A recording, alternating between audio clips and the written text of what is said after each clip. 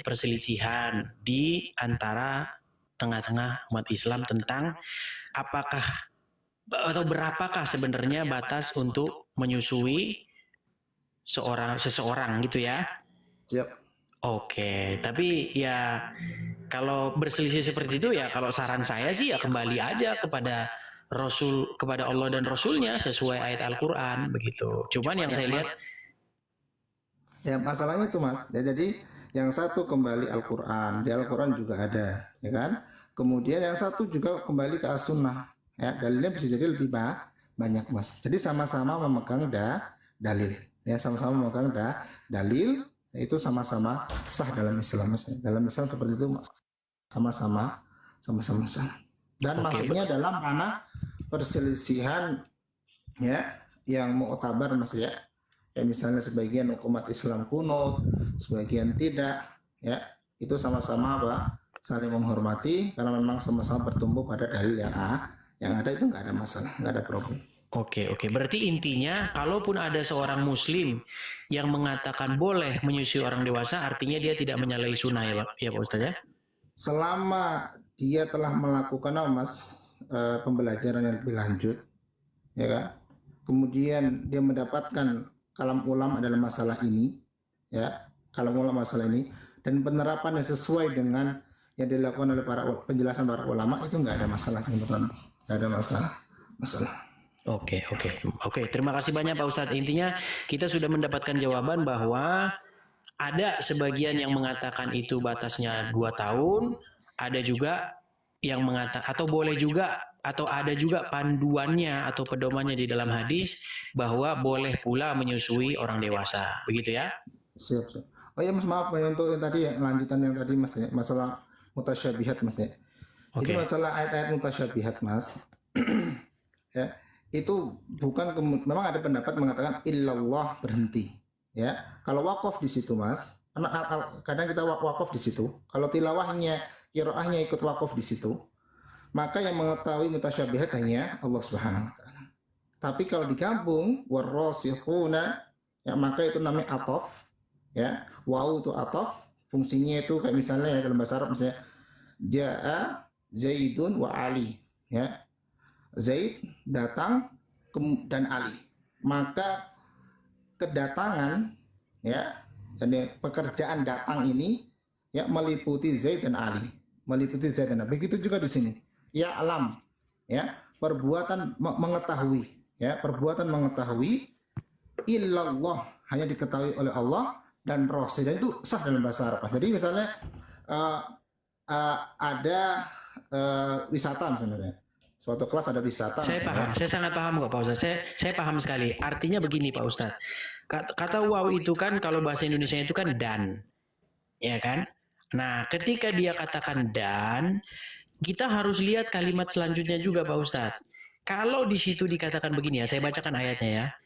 Adapun orang-orang yang dalam hatinya kecenderung pada kesesatan, mereka mengikuti ayat-ayat yang mutasabihat untuk menimbulkan fitnah dan untuk mencari-cari takwilnya.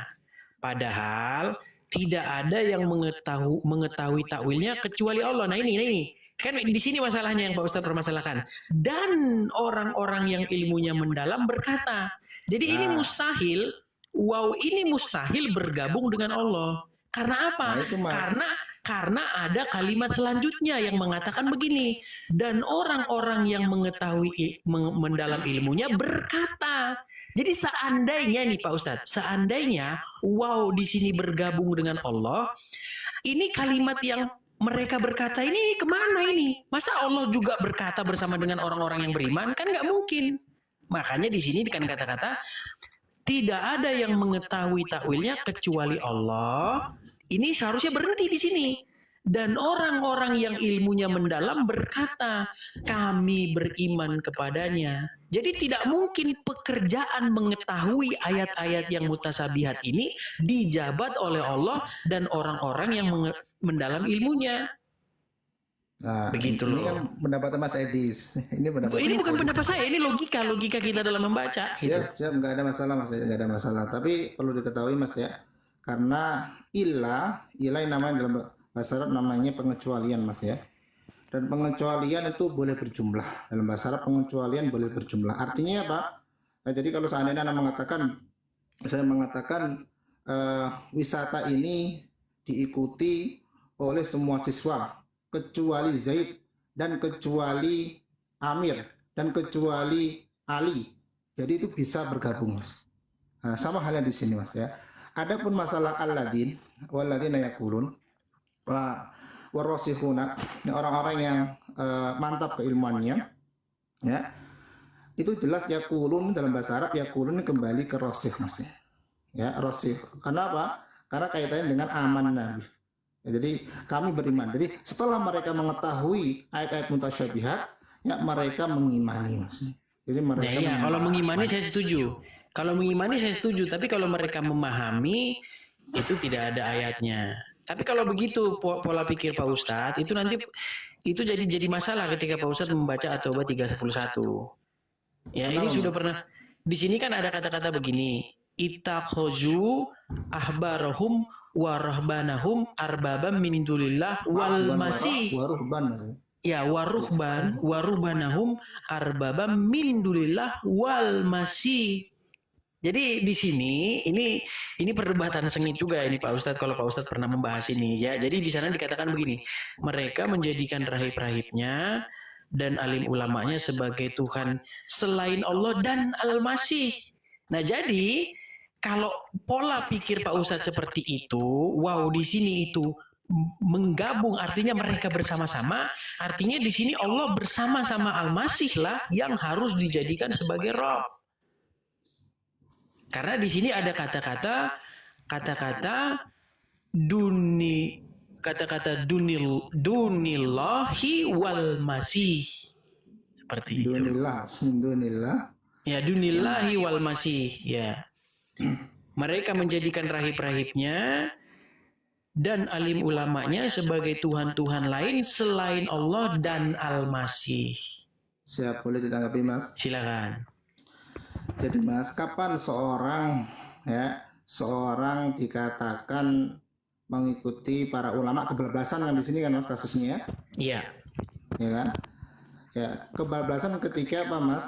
Ya ketika berlebih-lebihan. Ya, ketika berlebih-lebihan. Misalnya ayat-ayat yang sudah jelas, anggaplah dalam masalah zina, dalam masalah minum khamr, ya, masalah riba, ya. Itu dikatakan oleh seorang ulama, bahwa riba itu boleh, zina boleh, minum khamr boleh. Ini kan ayat-ayat yang sudah sudah pasti, ya. Sudah pasti akan kebenarannya dan nggak boleh dibantah lagi, ya. Manakala ada alim, ya, yang kemudian menghalalkan yang demikian, ya, maka dia masuk di ayat tersebut, Mas. Dia masuk di ayat tersebut. Karena kasusnya memang di Bani Israel demikian kan, Mas, ya. Karena mereka tidak mereka tidak merasa bahwa mereka menyembah ulama-ulama mereka, rahib-rahib mereka, ya. Tapi mereka berlebihan dalam menaati, ya. Berlebihan dalam menaati, ya. Berarti bukan dalam koridornya, Mas. Yang saya bahas, Mas, ya, mengikuti ulama dalam koridor.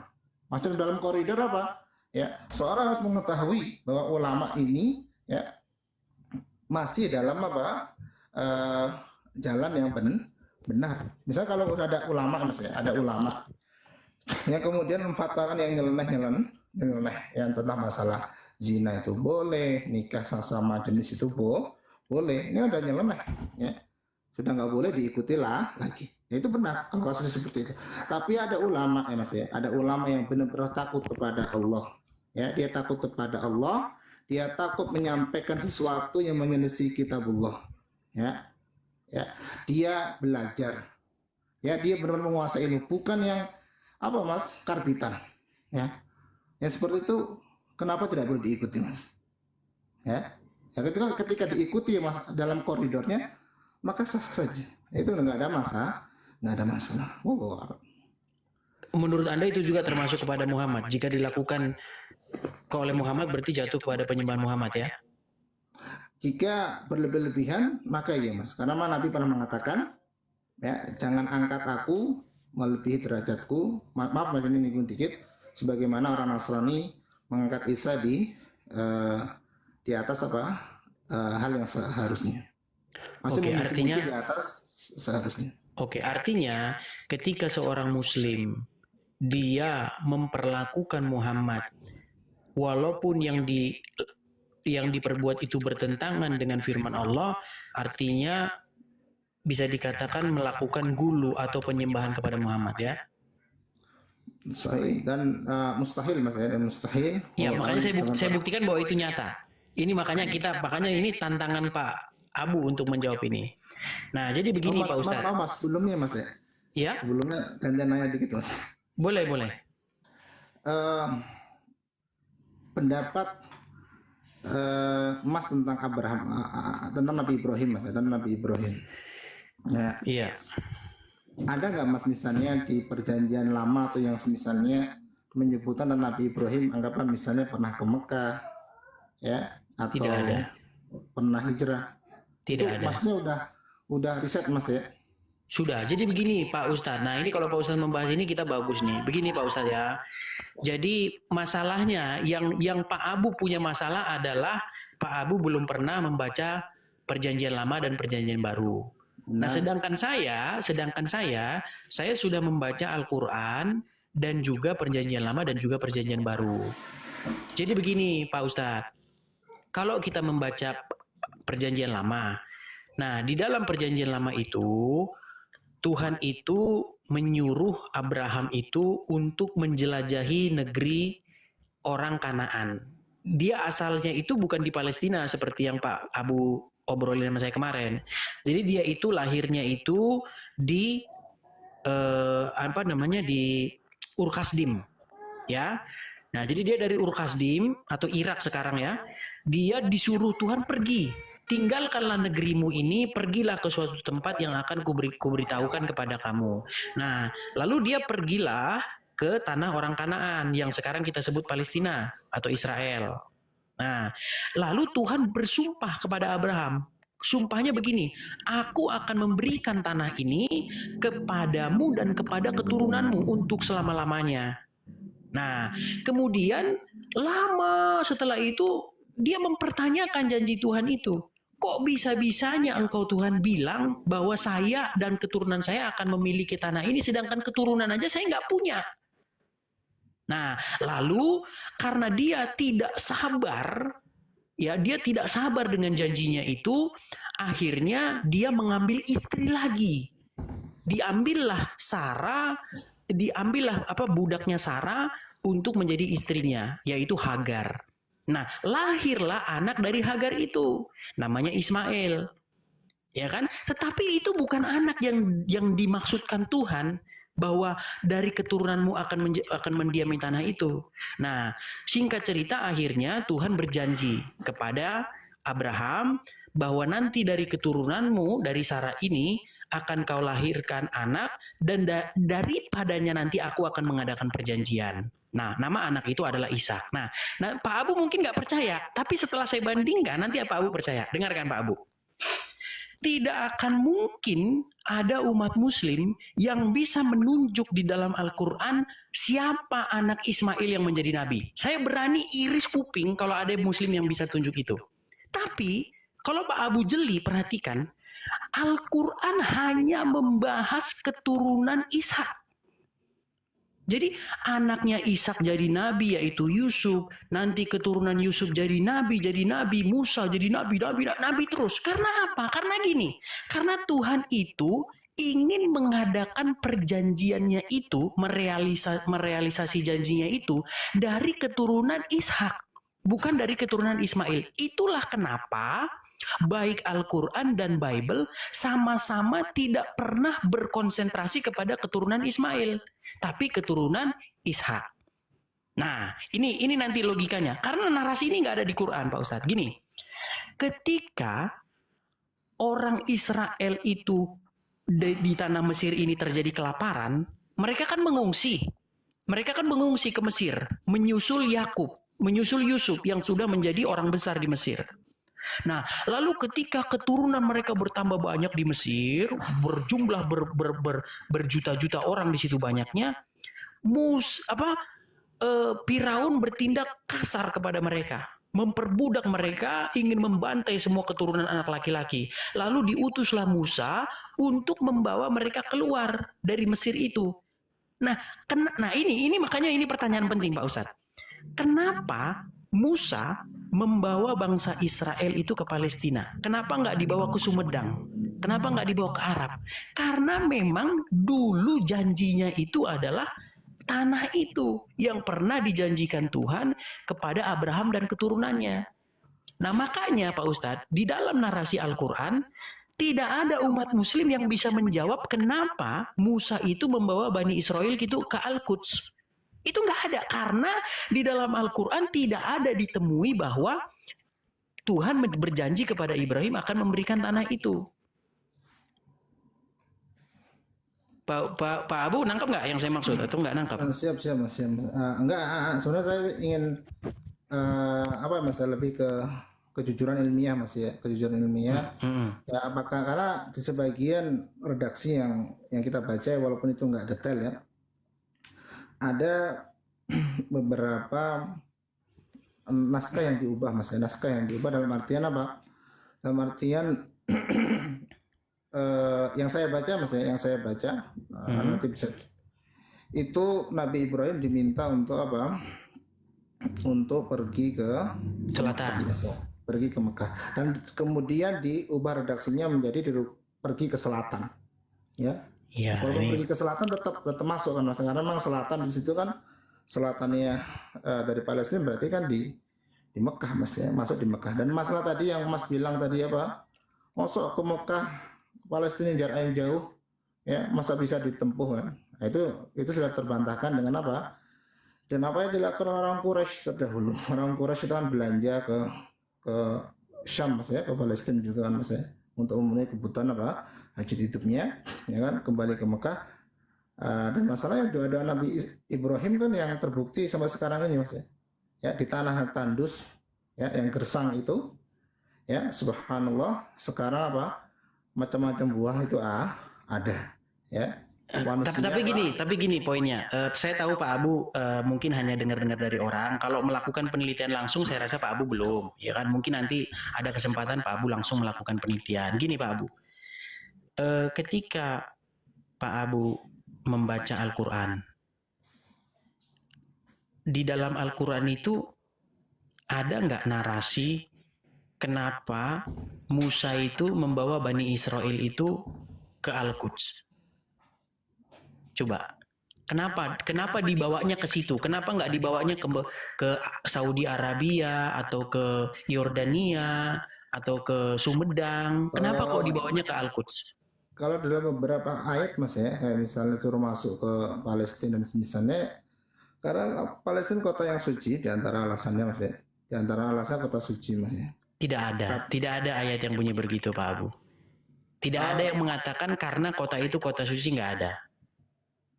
Oh, boleh kita buka. Boleh silakan. Atau tutup benar mas ya.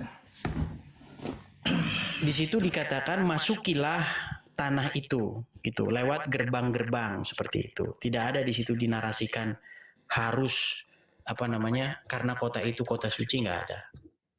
Tapi poin pentingnya beginilah Pak Abu Salwa ya, bahwa ketika Anda membaca Al-Quran, itu Anda tidak akan mendapatkan gambaran lengkap. Tapi ketika Anda membaca Perjanjian Lama, nanti Anda akan mendapatkan gambaran lengkapnya.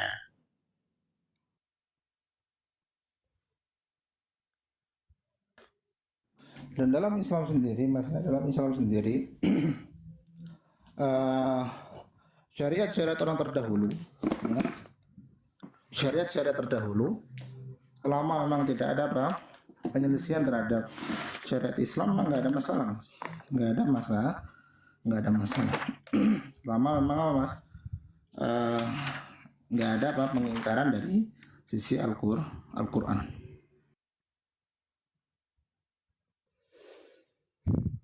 Mas Anda nyari surat Al-Maidah dulu ya tentang masalah ini.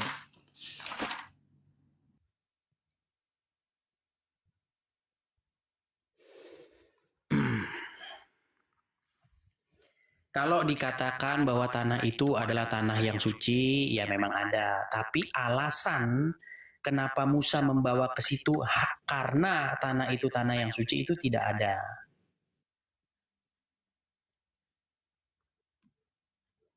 Makanya ketika Anda membaca Al-Quran, Pak Abu itu tidak akan bisa menemukan narasi yang lengkap di situ.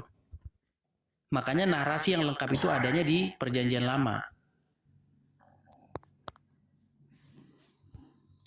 Siap Mas ya. Misal apa Mas ya?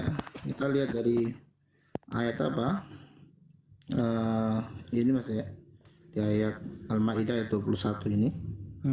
Di sini kan beliau mengatakan, ya Allah Subhanahu wa taala mengatakan, ya qaum idkhulul ardal muqaddasatal lati kataballahu lakum.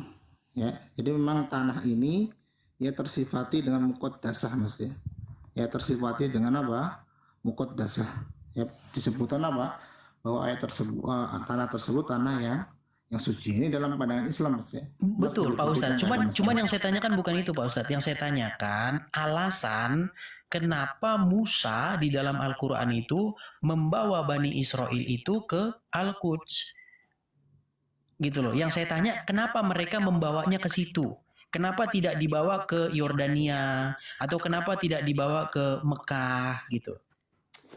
Narasi itu tidak akan pernah ditemukan dalam Al-Quran. Gitu loh. Nah makanya ketika Pak Abu membaca Bible, narasi itu dijawab karena dulu Tuhan itu berjanji kepada nenek moyang mereka. Makanya di dalam narasi Bible, Musa itu berkata begini, Tuhan akan membawa engkau ke tanah yang dulu pernah dijanjikan kepada nenek moyangmu, yaitu Abraham, Ishak, dan Yakub. Gitu. Tapi poinnya begini Pak Abu. Poinnya itu yang harus Pak Abu ketahui bahwa baik Al-Quran dan juga Bible sama-sama sepakat bahwa Tuhan itu tidak mengadakan perjanjian dengan keturunan Ismail. Seperti itu. Kalau itu mungkin bisa itu Mas ya, bisa dikoreksi Mas ya. Karena memang ketika Nabi Ibrahim alaihissalam ya di Mekah ya dalam riwayat Islam ya, beliau kan apa Allah mengatakan apa itu di apa di ayat yang tadi pagi kita bahas Mas ya, tadi pagi kita bahas ya bahwa apa wa'ahidna dan kita berjanji kepada Ibrahim dan Ismail antahira baiti lit-taifin wal aqifin wa ruk'is sujud. Ya. Kemudian ya Mas ya. Kemudian nah di ayat sebelumnya ya, Allah katakan ya qala inni ja'iluka lin-nasi imama ya. Allah menjadikan apa? Nabi Ibrahim itu sebagai imam. Ya karena ma'ruf beliau itu bapaknya para nabi. Qala wa min dzurriyyati. Ya. Ya. Dan dari apa keturunanku. Maka apa Allah katakan qala la yanalu ahadil zalimin. Jadi dari ayat ini Mas ya, secara umum saja Nabi Ismail tercakup Mas. Ya, secara umum Nabi Ismail masuk dalam apa keumuman ayat ini. Iya, lalu siapa? Oke. Maaf Mas ya, dari sisi bahasa dzurriyyati ya isim mufrad yang disandarkan dengan apa kata benda yang lainnya, maka dia fungsinya umum ya, dia fungsinya umum. Dan keturunan Nabi Ibrahim itu tidak hanya Nabi Ishak saja ya, tapi apa Nabi. Iya, saya sepakat.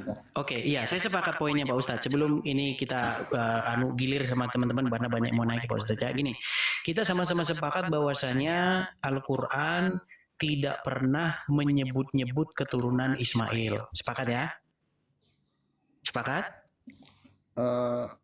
Kalau secara lugas Mas ya, secara lugas di Al-Quran bisa saja tidak ada, tapi apa? Iya. Tapi secara umum masuk. Iya, gini Pak Ustadz. Kalau secara umum banyak dikatakan anak-anak Adam, anak cucu Adam. Kalau masalah secara umum itu semua masuk. Kita juga masuk gitu loh. Cuman yang tidak pernah Pak Abu pikirkan adalah bahwa Al-Quran itu tidak pernah menyebut satupun keturunan Ismail yang jadi nabi. Bahkan saya berani tantang kepada seluruh umat muslim di dunia ini untuk menunjuk siapa anak Ismail di dalam Al-Quran yang jadi nabi. Itu nggak bakal ada. Tetapi yang menjadi nabi itu adalah anak-anak keturunan Ishak. Nah, poin penting yang tidak didapatkan oleh Pak Abu dan juga teman-teman muslim lainnya adalah bahwasanya memang benar bahwa Tuhan itu tidak mengadakan perjanjian kepada keturunan Ismail. Gitu loh. Ini tidak itu Mas ya. Tapi karena apa? Karena ya silakan karena, Bapak Jahat, mau ngomong apa Bapak? Ya Nabi Ismail pun diragukan ke Nabi ya, karena dia nggak punya ajaran ya, nggak punya kitab suci, nggak punya umat. Dia cuma punya keluarga. Diragukan masalah diangkat jadi nabi itu nggak jelas juga, nggak punya ajaran, nggak punya kitab suci, nggak punya umat. Dia cuma punya keluarga, cuma punya garis keturunan. Ya, jadi untuk masa perjanjian Mas ya, perjanjian itu ada di Al-Baqarah 125 Mas ya. Masalah perjanjian bahwa Ka'bah itu diserahkan kepada Nabi Ismail dan keturunannya. Juga beliau juga berdoa setelah pembangunan Ka'bah ya, Rabbana waj'alna muslimaini laka wa min dzurriyyatina ummatan muslimatan lak ya. Ya Allah, jadikanlah ya kami berdua ini orang yang muslim kepadamu, berserah diri kepadamu, dan dari keturunan kami ummatan muslimatan lak. Nah, dari ayat ini ya kaum muslimin ya melalui tafsir para ulama masa tentunya ya, bahwa Nabi Muhammad SAW itu adalah doanya Nabi Ibrahim dan Nabi Ismail alaihi salatu wassalam. Dan Oke. Untuk penutup nih Pak Abu, di dalam Al-Quran juga tidak pernah kita temukan bahwasanya Muhammad itu adalah keturunan Ismail, dan juga tidak pernah disebutkan di dalam Al-Quran itu siapa keturunan Ismail. Hanya saja memang narasi yang Pak Ustadz katakan tadi memang ada dalam Quran, bahwa jadikanlah ini sebagai itu, tapi tidak ada gitu. Walaupun nanti dalam hadis tahu-tahu di situ Muhammad mengatakan bahwa Allah telah memilih Bani Kinanah dan seterusnya kan akhirnya, dan memilih Bani Hashim, terusnya langsung jadi memilihku kan, seperti itu ya. Jatuh-jatuhnya kan ada pengkait-kaitkan Muhammad menjadi keturunan Ismail. Oke lah Pak Abu, intinya yang kita bahas tadi sudah kelar Pak Abu, masalah menyusui orang dewasa tadi Pak Abu. Oke, terima kasih banyak Pak Abu. Besok-besok semoga tidak bosan datang kemari ya. Besok-besok kalau ada tema yang ini saya kasih Pak Abu untuk menjawab. Tapi intinya yang saya salut dengan Pak Abu sudah mengakui bahwa menyusui orang dewasa itu memang betul-betul ada dan betul-betul itu sahih. Terima kasih Pak Abu, sampai ketemu lagi.